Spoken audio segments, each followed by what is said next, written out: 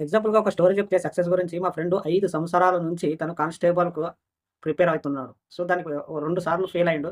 అయినా సరే మళ్ళీ వదలలేడు. గివ్ అప్ మాత్రం ఇయ్యలేదు ఎక్కడ కూడా. 5 సంవత్సరాల తర్వాత మళ్ళీ 2024లో మ్యారేజ్ చేసుకున్నాడు. మ్యారేజ్ అయినా కూడంగా తను ప్రిపేర్ అవ్వడం మానేయలేదు. కానిస్టేబుల్‌కి మాత్రం కన్సిస్టెంట్‌లీ మెయింటైన్ చేస్తున్నాడు. తను ప్రిపేర్ అవుతూనే ఉన్నాడు. చదువుతున్నాడు. సో, అయినా 2 సార్లు ఫెయిల్ అయినా కూడా మూడోసారికి తను సక్సెస్ అయ్యిండు. సో, ఇప్పుడు ట్రైనింగ్‌లో ఉన్నాడు. మంచిగా ఉన్నాడు. సో, గోల్ పెట్టుకుంటే ఆ విధంగా పెట్టుకొని ఏదో 1 ఇయర్ చేసిన తర్వాత నీకు సక్సెస్ రాకపోతే గివ్ అప్ ఇడవకండి.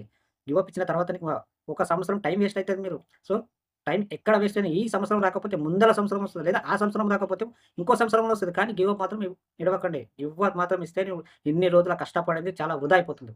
అర్థమైందా? పెట్టుకుంటే ఆ విధంగా పెట్టుకోండి. 5 సంవత్సరాల తర్వాత తన గోల్ నెరవేరింది. సో, ఇప్పుడు మాత్రం తను ఎంతో సంతోషంగా అమ్మానాన్నలతో ఎంత మజా ఇస్తున్నాడంటే అట్లా ఉంటది లైఫ్ అంటే. సో, అనుకుంటే ఏదైనా చేయొచ్చు అనేది ఒక ఎగ్జాంపుల్ మీకు చెప్పినా. మీరు కూడా సాధించండి. సో, హ్యాపీ న్యూ ఇయర్ చేసుకున్న పెద్ద విషయం గాదక్కడ. మీ గోల్ ఎప్పుడైతే రీచ్ అయితో అప్పుడు సంబరంగా, రంబరంగా హ్యాపీ న్యూ ఇయర్ చేసుకోండి. దావత్ ఇచ్చుకుంటూ ఒక రుబాబుగా తిరగండి.